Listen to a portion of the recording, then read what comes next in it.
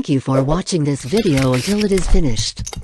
If useful to you guys, please like and share this video.